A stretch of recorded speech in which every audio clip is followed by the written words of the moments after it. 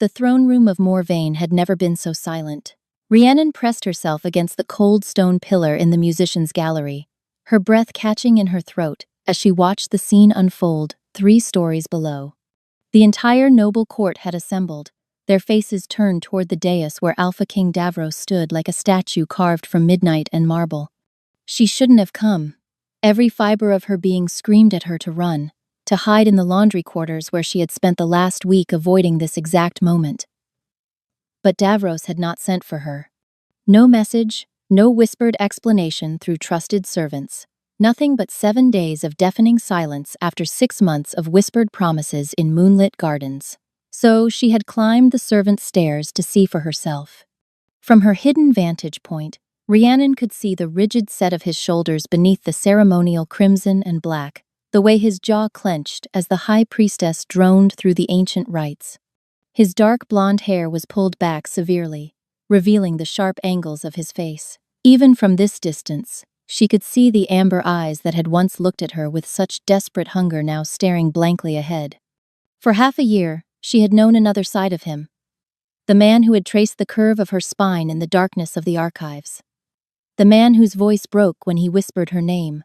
The man who had bitten her shoulder blade in a claiming so secret, so forbidden, that she had worn high-neck dresses ever since to hide the mark from curious eyes. When I settle the council's demands, he had promised, his lips against the claimed skin, I will announce you. Common-born or not, you are my fated mate, Rhiannon. Nothing in this world or the next can change that. She had believed every word. Her hand moved unconsciously to her lower abdomen, where an even more dangerous secret grew. A secret she had been waiting for the right moment to tell him. Tonight, she had thought. After this farce of a ceremony, when he came to her as he always did, she would tell him about the child. Their child. Let the candidates approach, the high priestess announced, her reedy voice somehow carrying through the vast chamber. Rhiannon's nails bit into her palms as 4 women in flowing silver gowns ascended the dais steps. Daughters of the 4 cardinal houses, each one breathtaking, each one raised from infancy for the possibility of standing exactly where they stood now. And at their center, her hair the color of burnished copper, and her eyes like chips of jade, walked Morgaine of House Talros. The crowd murmured approval. The Talros family controlled the Western Mountains, commanded 5,000 warriors, and had been maneuvering their daughter toward this moment for decades.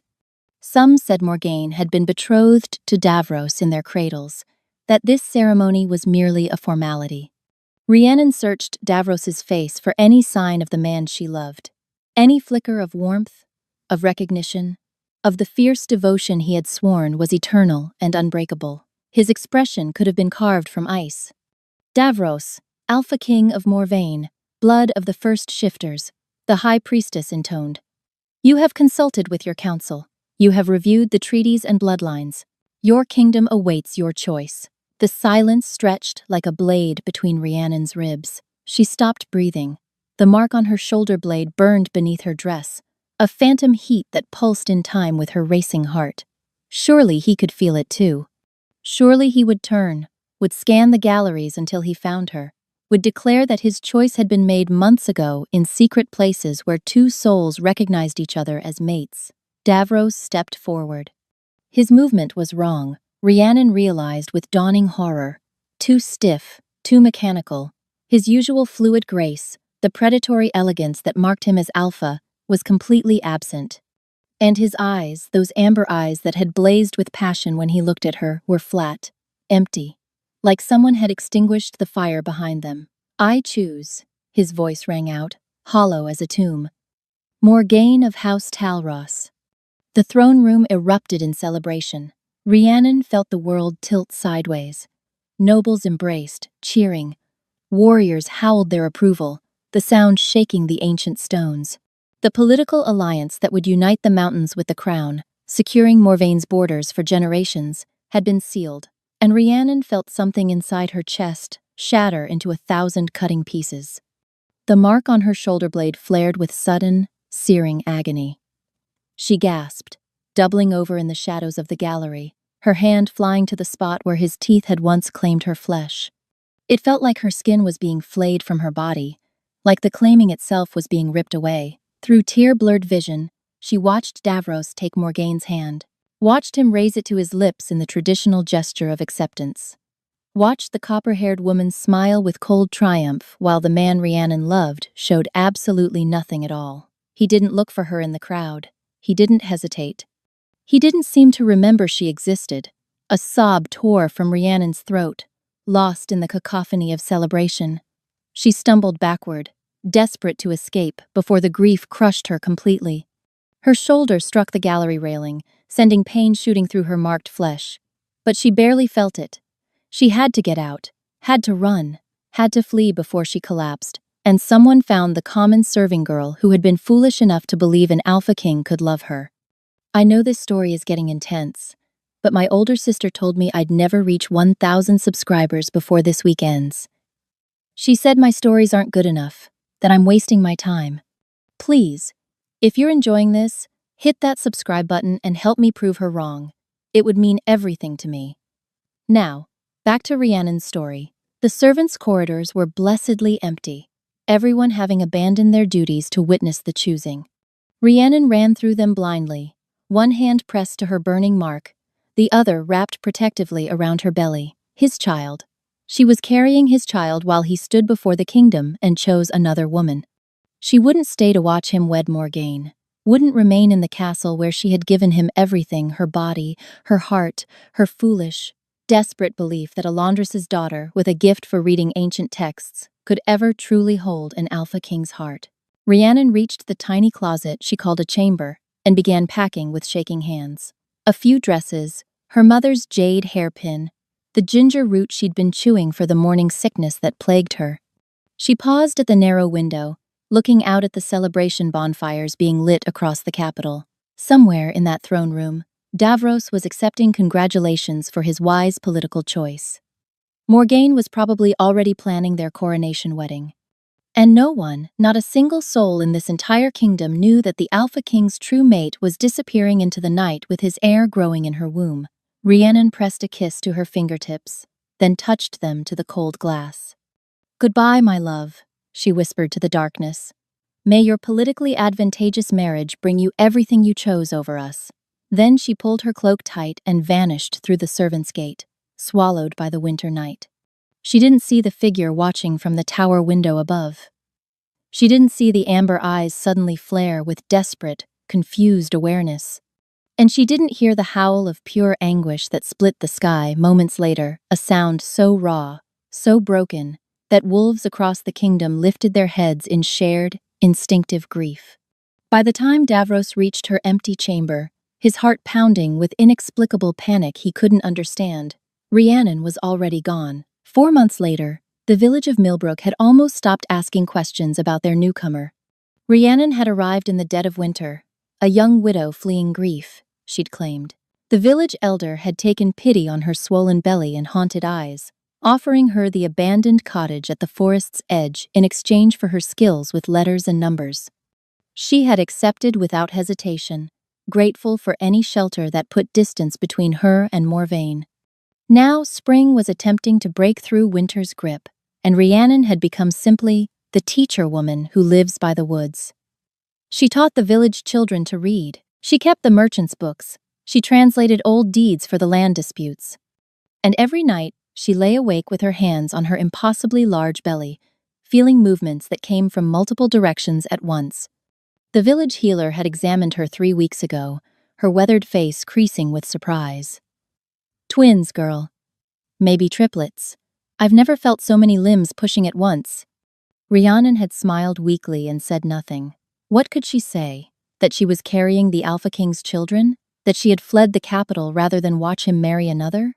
That the claiming mark on her shoulder blade still burned every single night, keeping her awake with pain that should have faded months ago?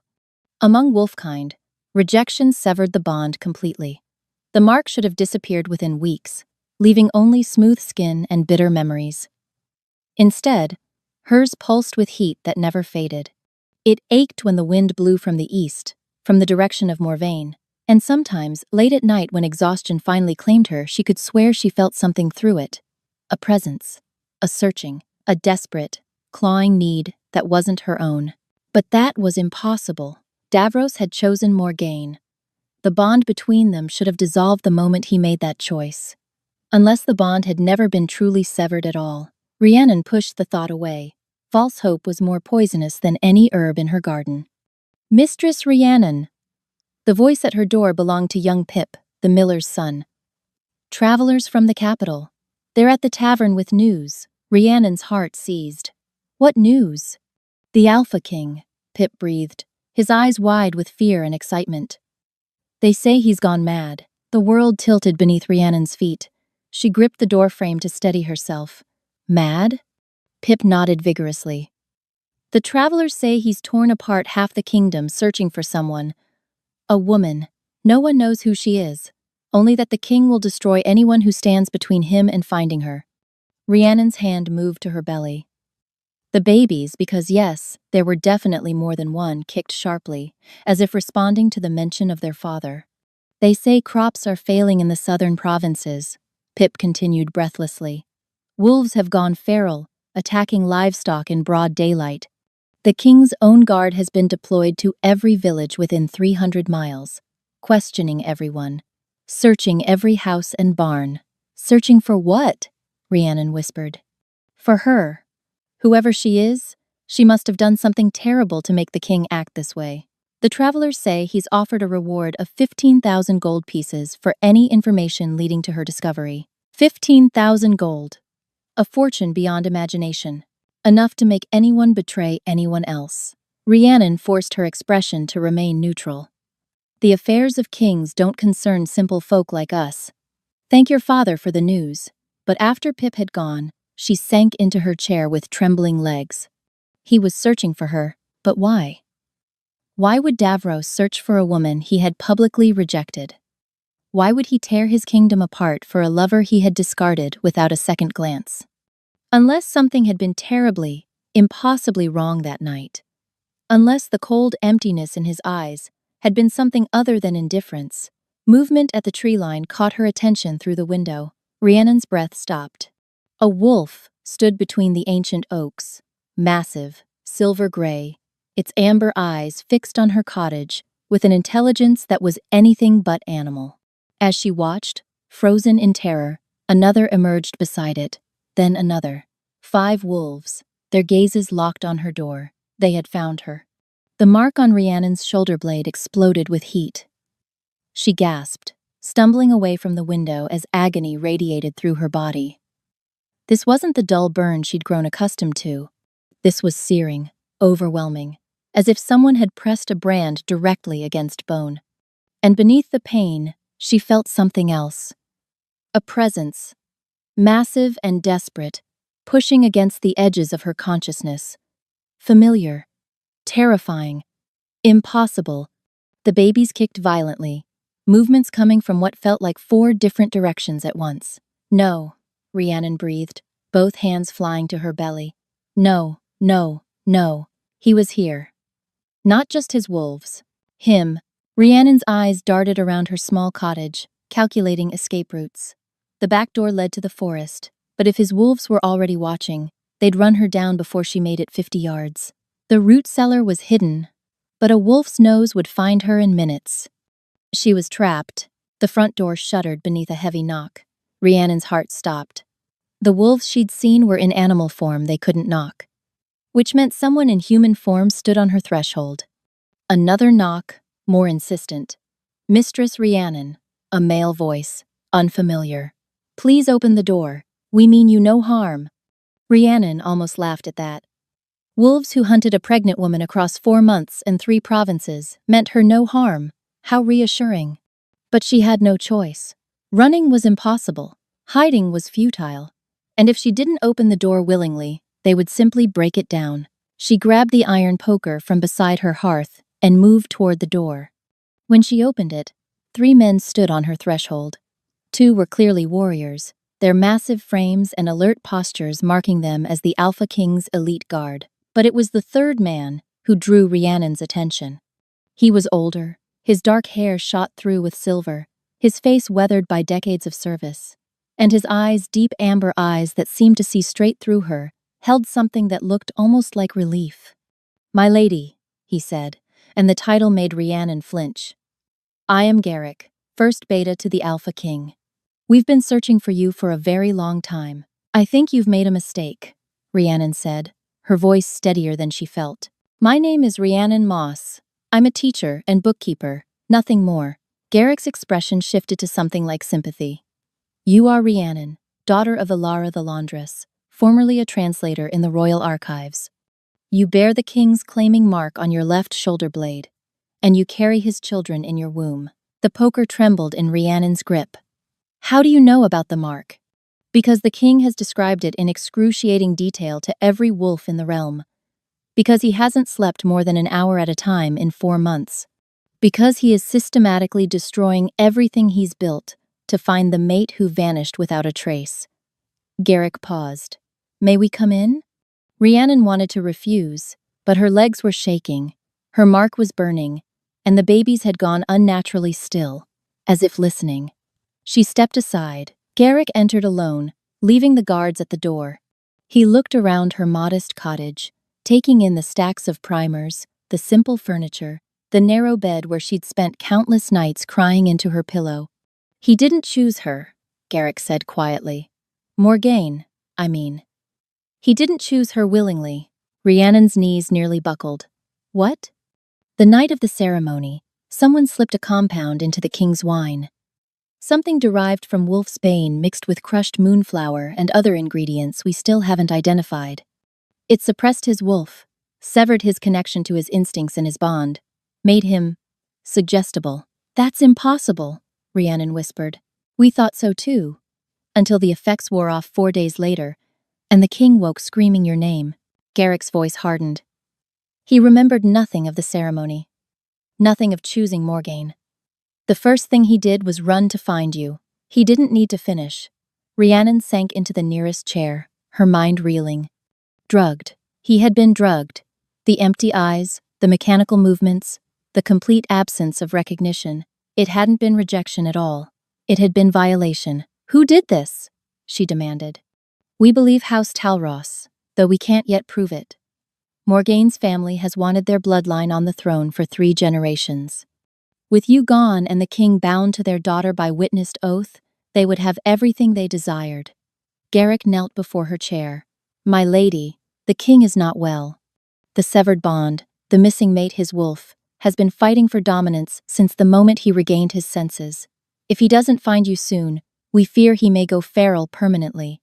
A wolf separated from its true mate for too long could lose itself entirely to the animal, becoming a mindless beast.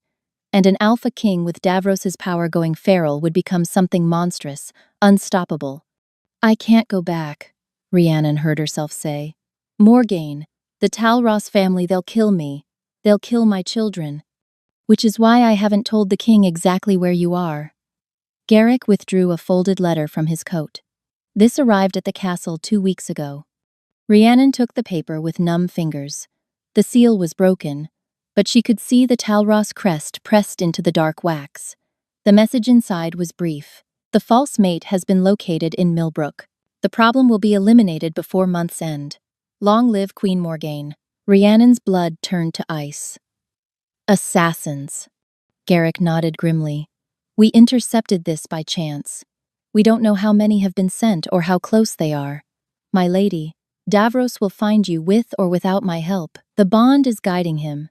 Getting stronger every day, he gets closer. As if to emphasize his words, Rhiannon's mark flared with heat again. He feels that too, Garrick said quietly. Every time your mark burns, he feels an answering fire. It's the only thing keeping him sane, knowing you're alive somewhere. Before Garrick could say more, a howl split the evening air. It came from the forest, close, filled with warning. Garrick was on his feet instantly. They've found us. Who? Rhiannon demanded, rising despite her trembling legs. Through her window, she could see shapes moving between the trees. Not the silver-gray wolves who had watched her cottage earlier. These were different, darker, their movements coordinated with predatory precision. And leading them, stepping from the shadows with a crossbow raised, was a figure in black, whose face was hidden behind a bronze wolf mask. The Talros assassins had arrived. The first arrow shattered Rhiannon's window before she could draw breath to scream. Garrick moved with supernatural speed, shoving her toward the back of the cottage as glass exploded across the floor. The two guards burst through the front door, already shifting mid-stride, their human forms dissolving into massive wolves that lunged toward the tree line. "The cellar," Garrick commanded. "Now." "There's no way out from the cellar," Rhiannon gasped. "You only need to survive until reinforcements arrive."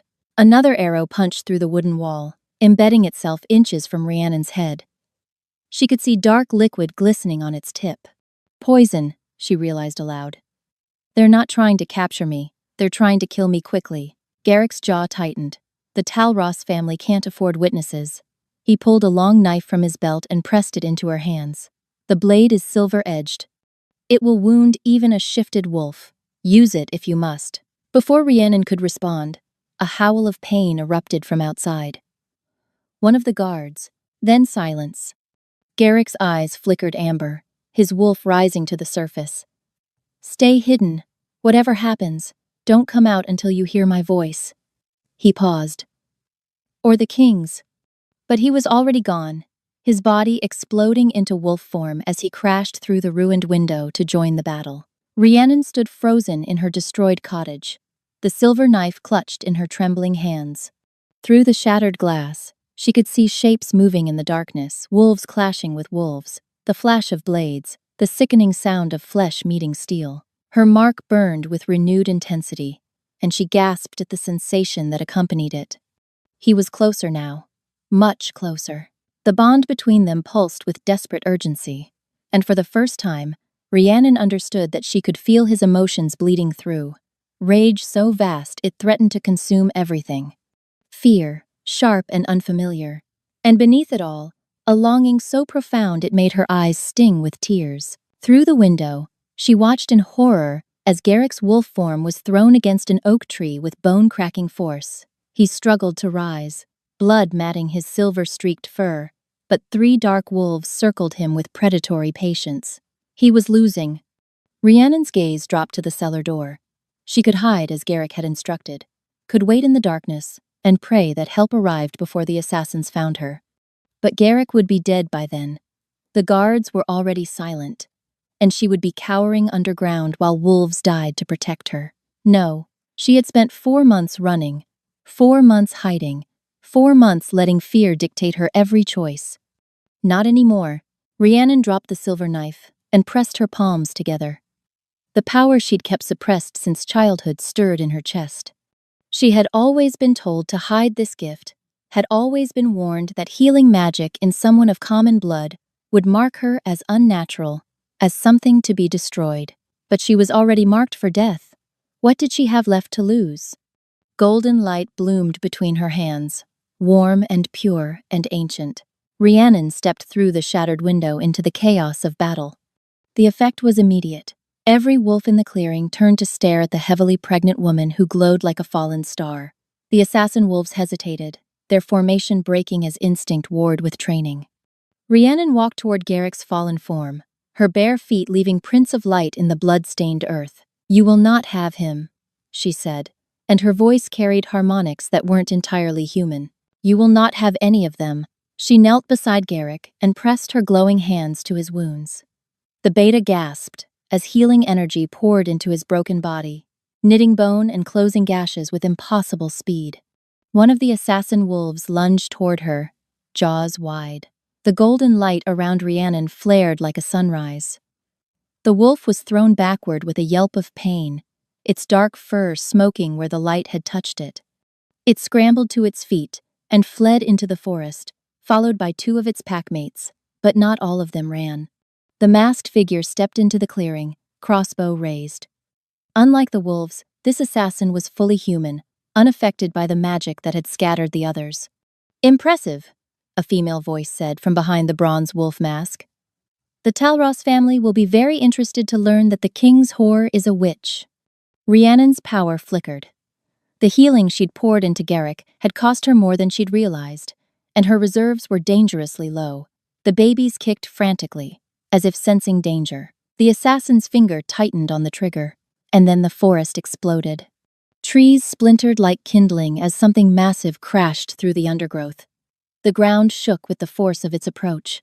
The remaining assassin wolves scattered in pure terror. The masked woman spun toward the sound, her crossbow swinging to track the new threat.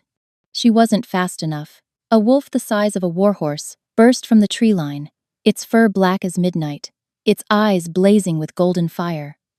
It moved with speed that defied physics, crossing the clearing in a single bound.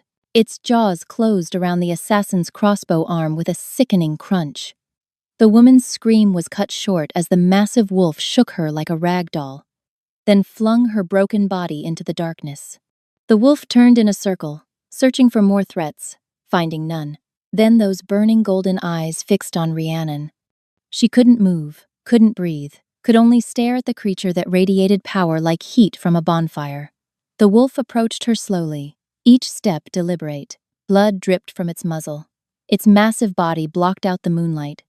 And yet, when it finally stood before her, it lowered its great head and pressed its nose gently to her belly. The babies kicked all of them at once, what felt like 6 or 7 tiny limbs responding to their father's presence. The wolf made a sound that was almost a whimper. "Davros?" Rhiannon whispered. The shift happened in the space between heartbeats. One moment, a wolf stood before her. The next, a man knelt in the blood-soaked earth, his hands hovering over her stomach, as if he was afraid to touch her. He looked up, and Rhiannon saw that the Alpha King was weeping. "You're alive," Davros breathed, his voice raw, broken, as if he'd been screaming for months. "You're alive, and you're—" His eyes dropped to her swollen belly. His hand reached toward it, then stopped, hovering inches from her dress. "May I?" The question shattered something in Rhiannon's chest. The Alpha King, the most powerful wolf in 3 kingdoms, was asking permission to touch his own children. She took his hand and pressed it to her stomach. The babies kicked immediately, movements coming from multiple places at once. Davros's eyes widened, his palm flattening against her belly to feel more. "Children," he whispered. "Our children. Rhiannon, why didn't you tell me?" The question broke the spell. Rhiannon stepped backward, pulling away from his touch. The warmth of the moment dissolved into the cold reality of everything that had happened. "Tell you?" Her voice came out sharper than intended. "When would I have done that, Davros? Before or after you chose Morgaine in front of the entire kingdom?" Davros flinched as if she'd struck him. "I didn't choose her. I would never. I saw you." The words tore from her throat. "I was there. I watched you take her hand. I watched you stand before our people and declare she would be your queen while I hid in the gallery like some shameful secret." "Rhiannon, please." Davros rose to his feet, his hands reaching for her. "I was drugged. Garrick told you." "How convenient," Rhiannon spat, even as her heart cracked at the agony in his eyes. "Convenient?" Davros's voice hardened. "You think any part of this has been convenient? I've spent 4 months hunting for you. 4 months fighting my wolf for control. 4 months watching my kingdom crumble while I tore apart every village, every forest, every corner of the realm searching for the mate who vanished without a word. Because you rejected me, because I was violated." The roar shook the clearing. The word hung between them, terrible and true. "Do you think I chose this?" Davros's voice cracked. "Do you think I wanted to wake up bound to a woman I despise while the woman I love was gone? While our bond was screaming in my chest and I had no idea where you were, or if you were even alive?" His vulnerability was like a knife between Rhiannon's ribs. She had never expected to see this, the most powerful wolf in 3 kingdoms laid bare before her. "I thought you'd thrown me away," she whispered. "I thought everything you said was a lie, that I was just a convenient distraction until you were forced to choose someone worthy of your crown." Davros closed the distance between them in 2 strides. His hands cupped her face, tilting it up until she had no choice but to meet his gaze. "You are worthy of everything," he said fiercely. "You are my mate, my true mate. The bond recognized you before I even knew your name. Do you think I would give that up for politics? For power? For anything in this world or any other?" A sob escaped Rhiannon's throat. She had held the grief inside for so long, had built walls around her broken heart to keep functioning. But now, with his hands on her face and his words cracking through her defenses, those walls were crumbling. "I waited for you," she choked out. "That night, I waited in my chamber for you to come. I was going to tell you about the babies. I'd practiced the words 100 times. Davros's expression shattered. Rhiannon. And when you didn't come, I went to find you. Instead, I found you choosing her, kissing her hand, looking at her like she was your future, while I stood in the shadows with your children growing inside me. She pounded her fist against his chest, but there was no strength behind the blow. Do you know what that felt like? Davros caught her wrist and pressed her palm flat against his heart. Yes, he said quietly. I know exactly what it felt like. Because I've spent every moment since that night living with the knowledge that I failed you, that something was done to me that made me betray the most important person in my existence. His heartbeat thundered beneath her hand, strong and steady and achingly familiar. I haven't touched Morgaine, he continued. I haven't even been in the same room with her since I regained my senses. The council is threatening rebellion. Half the noble houses have withdrawn their support. He laughed bitterly. They think I've gone mad, Rhiannon. And perhaps I have, but I would burn this kingdom to ashes before I let anyone but you sit beside me on that throne. The mark on her shoulder blade flared with heat, and she felt his answering pulse through the bond. His claim on her, incomplete as it was, resonated with something deep in her soul. The Talros family sent assassins, she heard herself say. They want me dead. Davros's eyes hardened to molten gold. Then the Talros family will learn what happens to those who threaten my mate. A rustle from the tree line interrupted them. Garrick stepped forward, his body still bearing marks of battle despite Rhiannon's healing. My king, the beta said carefully. The assassin you dealt with was Morella Talros, Morgaine's younger sister. The name hung in the air like poison. Then there's no more pretense, Davros said grimly. The Talros family has openly attempted to murder the true queen of Morvain. This is war. His hand moved to her belly again, cradling the curve where his children grew. They tried to take everything from me. My mate, my heirs, my very will. I will not allow them to threaten our family ever again. A howl rose from the forest, long and mournful. More followed, dozens of voices, joining in a chorus that seemed to shake the very earth. The king's wolves have arrived, Garrick said. All of them. Rhiannon looked past Davros to see shapes emerging from the darkness. Wolves of every size and color, filling the clearing, their eyes gleaming with fierce loyalty. We go to Morvain tonight, Davros announced. Rhiannon comes with us. The Talros family answers for their crimes before the next moon rises. Rhiannon wanted to protest, wanted to argue that she was in no condition to travel, that the babies needed rest.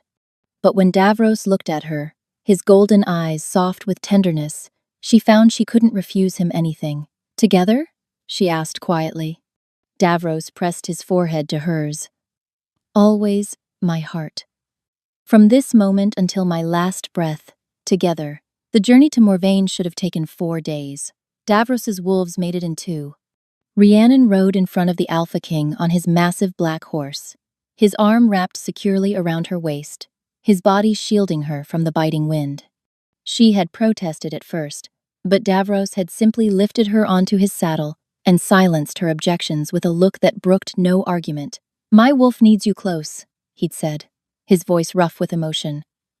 4 months of separation nearly destroyed us both. I won't let you out of my sight until the bond is completed and every threat to your safety is eliminated. So Rhiannon had relented, leaning back against his chest and feeling his heartbeat against her spine.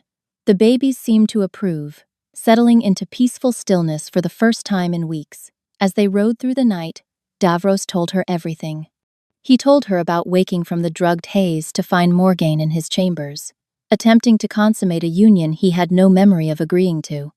About the horror that had flooded through him when he realized what had been done. About throwing Morgaine from his rooms and ordering her confined pending investigation. He told her about the search that had consumed every waking moment since. The wolves sent to every corner of the kingdom. The sleepless nights spent poring over maps and reports. The way his control had frayed with each passing day until his own advisors feared to be in the same room with him. My wolf knew you were alive, he murmured against her hair. The bond never fully broke. Every time I tried to accept that you might be gone forever, I would feel a pulse of warmth. And I knew you were out there somewhere, waiting for me to find you. Rhiannon's hand moved to cover his where it rested on her belly. I felt it too, she admitted. The burn that never faded. The dreams that felt more real than waking. Davros stiffened behind her. You dreamed of me? Every night. You came to my cottage.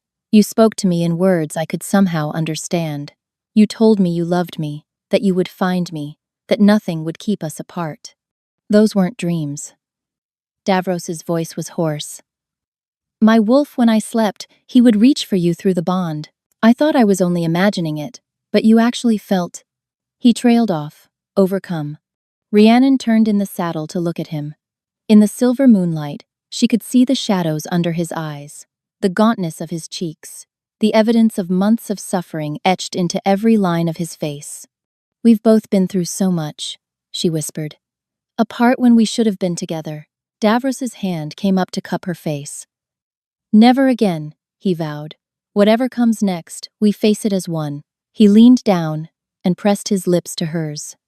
The kiss was gentle at first, tender and questioning. But when Rhiannon's hand curled around the back of his neck, pulling him closer, something ignited between them. The bond roared to life. Rhiannon gasped against his mouth as sensation flooded through her. His emotions crashed into hers with overwhelming force. Love, desperate and all-consuming. Desire, barely held in check. And beneath it all, a fierce protectiveness that wrapped around her like armor. When they finally broke apart, both breathing hard, Davros's eyes were blazing gold. Soon, he promised, his voice rough with restrained need. When you're safe, when our enemies are destroyed, I will complete the bond properly, and you will never doubt my devotion again. They reached the outskirts of Morvain, as dawn painted the sky in shades of rose and gold. The capital city spread before them, its ancient spires reaching toward the heavens. But something was wrong. Smoke rose from several quarters of the city. The distant sound of shouting reached their ears. And on the great banner that flew above the castle gates, the royal crest had been replaced by the copper serpent of House Talros. No, Garrick breathed. They wouldn't dare. Davros's arm tightened around Rhiannon as a growl built in his chest. They've taken the castle. How is that possible? Rhiannon demanded. You've been gone barely 2 days. The Talros family has been planning this for months, perhaps years. They didn't just want me to marry Morgaine. They wanted to replace me entirely. A rider emerged from the city gates, galloping toward them at reckless speed. One of Davros's scouts, his face ashen with fear. My king, he gasped. The Talros family struck at midnight. They had allies within the guard. Lord Talros has declared himself regent, claiming you've gone mad. Lady Morgaine has been named queen. A snarl tore from Davros's throat. There's more, the scout continued. They've taken hostages. The servants who remained loyal to you. The guards who refused to bend the knee. They're to be executed at noon as traitors. He paused. All 42 of them. Rhiannon felt the blood drain from her face. Including the old translator who served in the archives, the scout said. The one who helped the lady during her time at court, Isadora. The name struck Rhiannon like a physical blow. Isadora, who had taught her to read ancient texts, who had covered for her absences when she slipped away to meet Davros in secret, who had suspected the truth and never breathed a word. We have to save them, Rhiannon said fiercely. Davros looked down at her. Rhiannon, you can't enter that city. If the Talros family captures you, if we do nothing, 42 innocent people die. I won't have their blood on my hands. I won't let Isadora die because she was kind to me. For a long moment, the Alpha King was silent. Then, slowly, a smile spread across his face. Something fierce, something proud. My queen, he murmured. Even now you think of others before yourself. He turned to address the army of wolves assembled behind them. The Talros family believes they've won. They believe their treachery has succeeded, that their false queen sits secure upon a stolen throne. His eyes blazed with golden fire. They are wrong. A howl rose from the assembled wolves. hundreds of voices joining in a chorus of fury and loyalty. Today we take back what is ours. Today we show the traitors what happens to those who threaten our king, our true queen, and the heirs she carries. The army surged forward, a tide of fur and fang and righteous rage. And at its head, with his mate held close against his heart, the Alpha King rode to reclaim his throne. The battle for Morvain was brutal and brief. The Talros family had expected resistance. They had not expected an army of wolves driven by 4 months of rage and the primal need to protect their king's mate and unborn children. Rhiannon watched from a protected position on the hillside as Davros led the charge. Even from this distance, she could feel his fury through the bond, a blazing inferno that scorched through her veins. His wolf form was terrible to behold, a shadow of death that tore through the Talros defenders like parchment. Within an hour, the outer walls had fallen. Within 2, the castle gates lay in splinters. But as the sun climbed toward its noon peak, a messenger came running with news that turned Rhiannon's blood to ice. "My lady," he gasped. "Lord Talros has barricaded himself in the throne room with the hostages. He says if the king doesn't surrender, he'll execute them all." Starting with the old translator.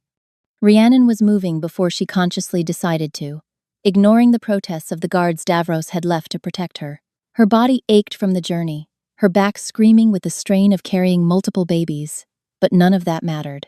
She had to reach the throne room. The castle corridors were chaos.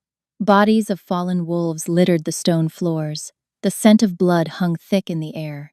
But Rhiannon pushed through it all, following the pull of the bond toward where she knew Davros would be. She found him at the doors of the throne room, held back by Garrick and 3 other wolves. "You can't go in there," Garrick was saying. "It's exactly what Talros wants. If I do nothing, innocent people die," Davros replied, his voice ragged. "Davros," Rhiannon called out. He spun at the sound of her voice. "Rhiannon, what are you doing here? I told you to stay." "I know what you told me." She stopped before him, tilting her chin up defiantly. "And I'm telling you that I won't hide while others die in my place. This isn't your fight." "It became my fight the moment the Talros family decided I was an obstacle to their ambitions." Rhiannon placed her hand on his chest. "It became my fight the moment I fell in love with you." Davros's breath caught. In all their months together, through all their whispered conversations and stolen moments, neither of them had ever spoken those words aloud. "Rhiannon," he whispered. "I love you," she repeated, stronger now. "I loved you when I thought you'd betrayed me. I loved you through 4 months of exile and heartbreak. And I won't let that love make me a coward now." She turned toward the throne room doors. "Lord Talros," she called out. "I am Rhiannon, the woman your family has tried so hard to destroy. I'm coming in, alone." "Rhiannon, no." Davros grabbed her arm. She looked back at him. "Trust me, please." Something passed between them through the bond. Not words, but understanding, faith, and beneath it all, a desperate prayer. Davros released her arm. Rhiannon pushed open the doors and stepped into the throne room. The scene inside was worse than she'd imagined. 42 hostages knelt in a line before the raised dais, their hands bound, their faces pale with terror. Armed Talros soldiers stood behind them with blades drawn, and on the throne that should have belonged to Davros sat Lord Cedric Talros, his copper hair gleaming in the torchlight. Beside him stood Morgaine. "So, this is the creature that's caused so much trouble," Morgaine said, her lip curling with disdain. "A laundress's daughter with a swollen belly. How pathetic." Rhiannon ignored her, her gaze finding Isadora among the hostages. "Run, child," Isadora whispered. "Run while you can." "I'm done running." Rhiannon turned to face Lord Talros. "You want the king to surrender. I'm offering you something better." Talros's eyebrow rose. "And what might that be?" "Me." Rhiannon placed her hand on her belly. "The king's mate and his unborn heirs. Take me as your hostage instead. Release the others." "No!" The roar came from beyond the doors. Davros's anguish tore through the bond like shattered glass, but Talros was smiling. "An interesting proposition. Very well, I accept." "Father, wait," Morgaine interjected. "We should simply kill her now. Patience, daughter. A dead hostage has no value, but a living one, especially one carrying the royal heirs. Talros's smile widened. Guards, release the prisoners.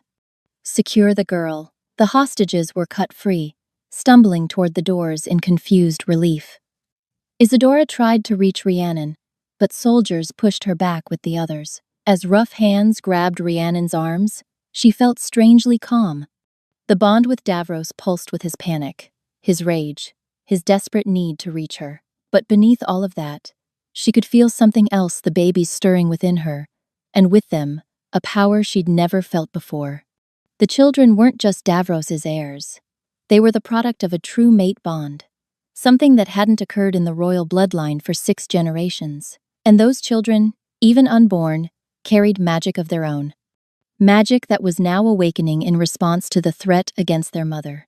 Golden light began to emanate from Rhiannon's belly. Talros's eyes widened. What is this? The light spread, flowing through her limbs. But unlike the healing magic she'd used before, this was different. Wilder. More primal. This was the power of the wolf. Pain exploded through Rhiannon's body as bones began to shift. No, she gasped, falling to her knees. Not now. Please, not now. But the transformation wouldn't be denied. 4 months of suppressed change, held back by her own fear and resistance, demanded release. The baby's awakening power had triggered what she'd been fighting since the night Davros bit her. She was becoming a wolf. And she was doing it in the middle of an enemy stronghold, surrounded by soldiers who wanted her dead. The throne room doors exploded inward. Davros burst through in full wolf form, his massive black body hurtling toward her even as her own body tore itself apart. His howl shook the rafters, a sound of pure anguish and protective fury. Talros soldiers rushed to intercept him. Morgaine screamed orders. Chaos erupted on every side, and Rhiannon, caught in the agony of transformation, could only pray that she survived long enough to meet her mate on the other side. The pain was like nothing Rhiannon had ever experienced. Every bone in her body shattered and reformed. Every muscle tore and rebuilt itself. Her skin rippled and split as fur pushed through from beneath. She screamed, but the sound that emerged was no longer human. Through the haze of agony, she was aware of Davros fighting his way toward her. His massive wolf form scattered Talros soldiers like leaves, but he wasn't fast enough. Lord Talros had drawn a blade, a sword that gleamed with an unnatural silver sheen. Wolf's bane-coated steel. If I can't have the throne, Talros snarled, raising the blade over Rhiannon's convulsing body, then neither will he. The sword descended. And stopped. Rhiannon's hand, no longer fully human, had caught the blade. Silver-white fur covered her fingers, and claws that hadn't existed moments before dug into the poisoned steel. The wolf's bane burned against her palm, but she held firm. No, she growled, and her voice carried harmonics that resonated with ancient power. The transformation completed in a surge of golden light. Where a pregnant woman had knelt, a wolf now stood. Her fur was the color of moonlight on snow, her eyes blazing with amber fire. She was smaller than Davros's massive form, but no less magnificent, and she was angry. Rhiannon lunged, her jaws closed around Talros's sword arm with savage precision. The lord screamed as bones crunched, the poisoned blade clattering to the floor. She shook him once, twice, then flung him aside. Across the hall, Morgaine shrieked, "Kill her! Kill them both!" But the remaining Talros soldiers were backing away. They'd signed on to support a coup, not to face 2 enraged wolves of the royal bloodline. One by one, they dropped their weapons and fled. Davros reached her side, his black fur pressing against her white. Through the bond, she felt his overwhelming relief, his awe, his fierce pride. "You shifted," his voice echoed in her mind. "Rhiannon, you shifted." "I had motivation," she replied, surprised by how natural the mental communication felt. Davros made a sound that might have been a laugh. "My brave, impossible mate." Morgaine had retrieved her father's fallen sword and was advancing toward them with murder in her eyes. "You ruined everything," Morgaine hissed. "You were supposed to be nobody. Instead, you've destroyed my family, stolen my crown, and now you stand there in a form you don't deserve." Rhiannon shifted back to human, her body flowing through the change with surprising ease. She stood before her enemy, one hand resting on her belly where the baby still grew, miraculously unharmed. "I didn't steal anything," Rhiannon said quietly. "The bond between Davros and me was forged by fate, not ambition. Your family tried to break it with poison and lies. All you accomplished was proving that true mates can't be separated by the schemes of lesser wolves." Morgaine screamed and charged. She never reached her target. Davros's jaws closed around her wrist, forcing her to drop the sword. He shifted back to human form, holding the struggling Morgaine immobile, while his wolves flooded the hall to secure the remaining Talros family members. "Morgaine of House Talros," Davros announced. "You and your family are charged with treason, attempted murder of the true queen, and conspiracy against the crown. You will face judgment before the assembled packs." "You can't do this," Morgaine spat. "You chose me before the entire kingdom. I declared nothing." Davros's eyes blazed gold. "A puppet drugged into compliance is not a king making choices. The ceremony is void. It always was." Guards brought cloaks to cover them both. Davros wrapped Rhiannon in warm fabric with careful hands. "Are you hurt?" he asked quietly. Rhiannon paused, taking inventory. Her body felt different now, stronger, more alive. The constant ache that had plagued her was gone, replaced by a thrumming vitality. "I'm well," she said. "Better than well." Davros's hand found her belly, and his eyes widened as he felt movement from multiple distinct places. "The children," he breathed. "Children," Rhiannon corrected softly. "I think there are at least 3 of them, maybe 4. The transformation, I think it actually helped. Their magic triggered the change. They saved us all." Davros made a choked sound and pulled her into his arms. Through the bond, she felt the walls he'd built around his heart finally crumbling. "I thought I'd lost you," he whispered. "When Talros raised that sword." "I know." Rhiannon pulled back to cup his face in her hands. "But I'm here. I'm not going anywhere. Not ever again." Davros's eyes searched her face. "The bond," he said hoarsely. "It needs to be completed properly, if you'll have me." Rhiannon thought of everything they'd been through. The secret meetings, the whispered promises, the devastating betrayal that hadn't truly been a betrayal at all, the months of separation, the battle and the blood, and the terrifying, glorious moment when she'd embraced the wolf within. "I'll have you," she said. "I've always been yours, Davros, from the moment we met." He kissed her then, in front of the assembled wolves and the defeated Talros family and the hostages who were weeping with relief. When they broke apart, Davros tilted his head, baring his throat to her in the ancient gesture of a wolf offering himself to his mate. "Claim me," he said. "Make it complete."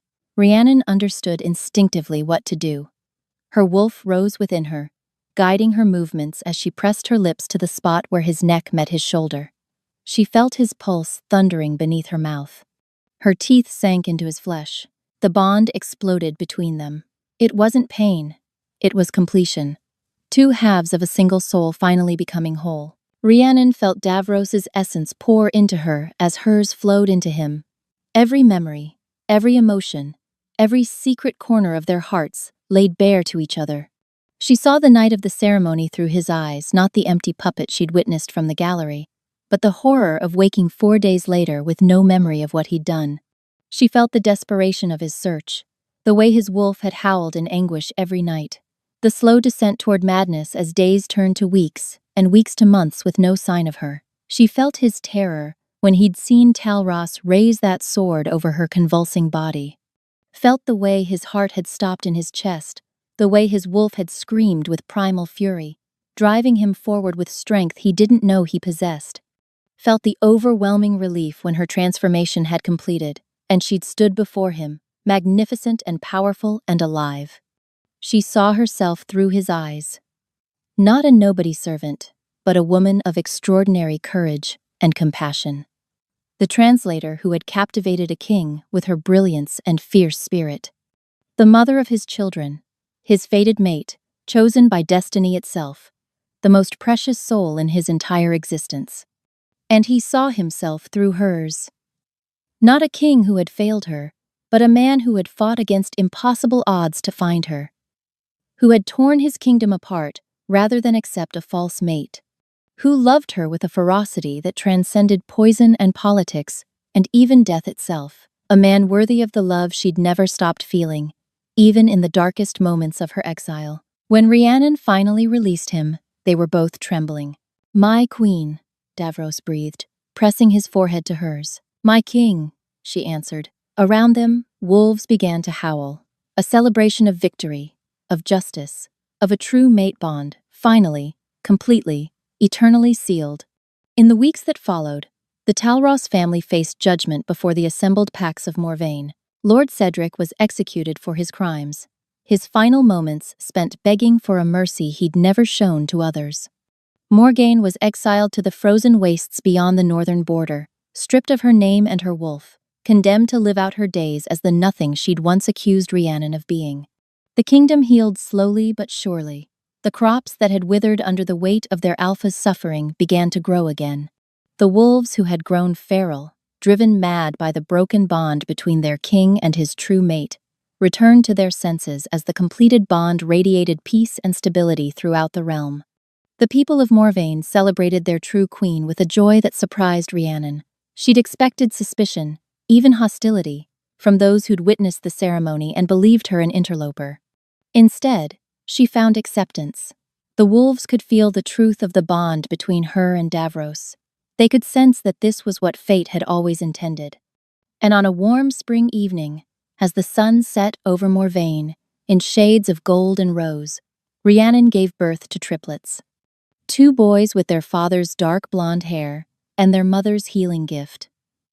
A girl with silver-white fur when she shifted, and eyes that already gleamed with amber fire. Davros held his children with tears streaming down his face, his massive warrior's hands impossibly gentle. "Thank you," he whispered to Rhiannon, who lay exhausted but radiant in their bed.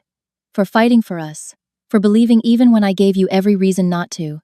Rhiannon reached up to touch his face, her fingers tracing the claiming mark on his throat, the mark that matched the one on her shoulder blade. Both now healed into beautiful silver scars that proclaimed their bond to all who saw them. "I never stopped believing," she said softly. "Even in the darkest moments, something inside me knew.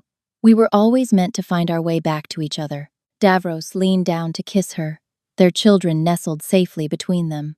"Always," he agreed. "In this life and every life that follows, you are my heart, Rhiannon, my mate, my home." Outside their window, the wolves of Morvain lifted their voices in a howl of joy. And in the great tapestry of the kingdom's history, a new chapter was woven.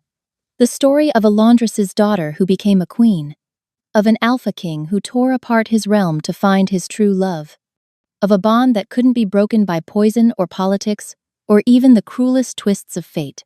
They had found each other against all odds, and they would never be parted again. Thank you so much for reading.